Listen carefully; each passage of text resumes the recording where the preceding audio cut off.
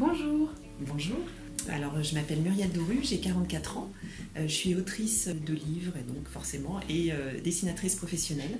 Au départ dessinatrice pour le textile, j'ai commencé comme ça et puis très vite j'ai écrit des livres pour parler des sujets de société parce que tous mes livres, que ce soit les livres pour enfants ou les livres pour adultes, donc je fais des romans graphiques, ont la particularité de parler de sujets de société, c'est ce qui m'intéresse, c'est ce que j'ai envie de défendre, particulièrement auprès des jeunes d'ailleurs, parce que les thèmes que j'aborde, que ce soit celle de la société des mœurs par exemple au niveau des questions LGBT qui sont par exemple les premières questions dont j'ai parlé, j'ai commencé en 2003 sur ces questions-là, ou de la question environnementale qui me semble primordiale pour votre génération.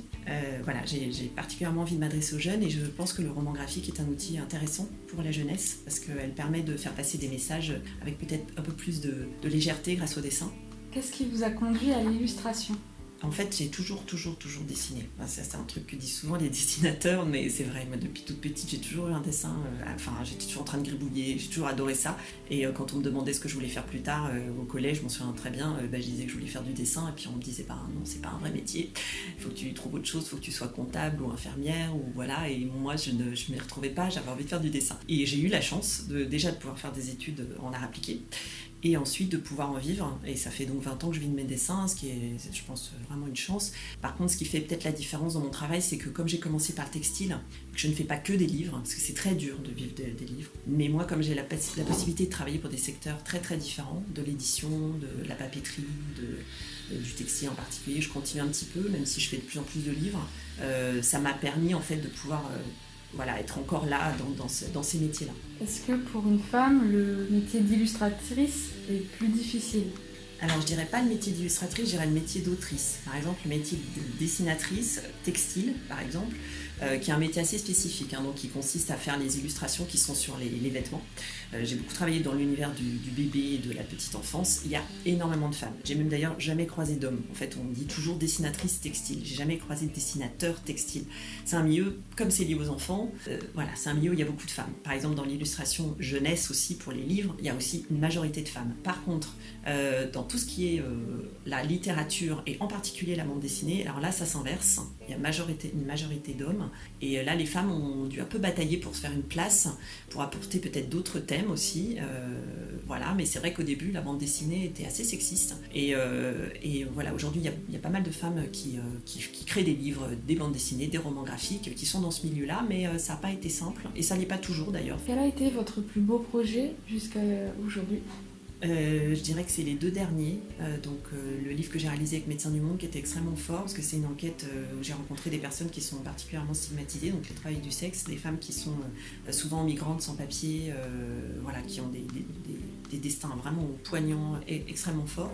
Et surtout, ce qui m'a beaucoup touchée, c'est que c'est des personnes qui sont non seulement invisibilisées, mais qui sont toujours considérées comme des victimes, comme des pauvres petites choses. Et en fait, moi, j'avais en face de moi des personnes qui me racontaient leur destin et que je trouvais admirables et incroyablement courageuses.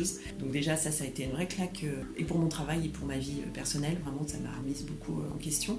Et évidemment, le livre là que je viens de faire avec Nicolas Hulot, parce que c'est une personnalité quand même exceptionnelle par rapport à son destin personnel et aussi par rapport à ses connaissances. Et comme moi, la question environnementale est une question prégnante et je pense qu'il devrait l'être pour tout le monde. C'est vrai que de pouvoir échanger avec une personnalité comme ça de premier plan sur ces questions-là, c'était très riche. Et en plus, il m'a fait, malgré sa notoriété, malgré son pouvoir médiatique, il m'a fait absolument confiance. C'est-à-dire, quand il a signé le contrat, il ne savait pas du tout ce que j'allais faire, de ce qu'il allait me dire. Et j'ai eu totale liberté de sa part, tout en ayant un soutien de mes éditeurs et tout, comme jamais, parce qu'il y avait Nicolas Hulot derrière moi. Donc c'est vrai que c'était une liberté de création énorme. Donc ça a été extrêmement épanouissant à faire, même si le sujet est dur. Pour pratiquer votre métier, quel talent ou qualité faut-il posséder ? En fait, il faut être polyvalent. C'est-à-dire qu'il ne suffit pas de savoir dessiner, par exemple. Alors déjà, quand on fait du roman graphique, donc le roman graphique, c'est la nouvelle bande dessinée. C'est-à-dire qu'on n'est plus dans la bande dessinée classique, genre Tintin et Milou ou Astérix, qui est super par ailleurs, mais on est vraiment le roman graphique. Il aborde des sujets de société.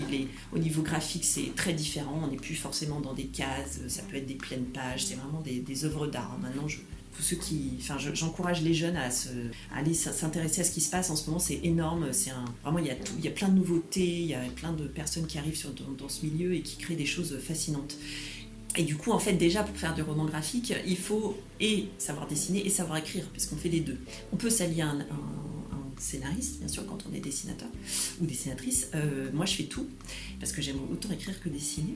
Donc déjà, il faut savoir faire ça. Et ensuite, en fait, quand vous êtes à votre compte, vous devez vous vendre, entre guillemets, c'est-à-dire vous devez... Maintenant, il y a les réseaux sociaux en plus, donc vous devez faire votre attaché de presse, vous devez répondre aux sollicitations, vous devez faire votre comptabilité. Donc en fait, vous faites à peu près tous les postes pour votre petit univers. Donc il faut savoir faire tout ça. Si vous aviez une chose à changer dans votre métier, laquelle ce serait ? Ce serait le fait qu'on n'est pas assez payé. Voilà. En fait, je pense que c'est vraiment un problème par rapport à... La bande dessinée génère un chiffre d'affaires monumental, c'est un milieu qui explose vraiment. Il y a une énorme demande. C'est-à-dire qu'il faut voir que sur l'achat d'un livre, quand vous achetez un livre, bien sûr vous soutenez un auteur, une autrice derrière, donc c'est très bien. Mais en fait, la personne qui touche le moins dans l'achat du livre, c'est l'auteur ou l'autrice du livre. L'éditeur touche plus, le libraire touche plus, le distributeur touche encore plus que toutes ces personnes. Donc voilà, vous avez une part de gâteau qui est très très mal découpée.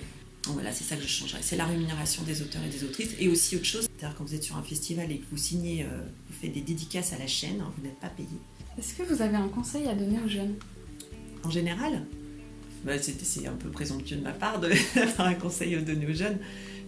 Moi, par rapport au thème que je traite, je leur dirais vraiment de s'unir et de se battre pour qu'on sauve ce qui peut l'être, quoi.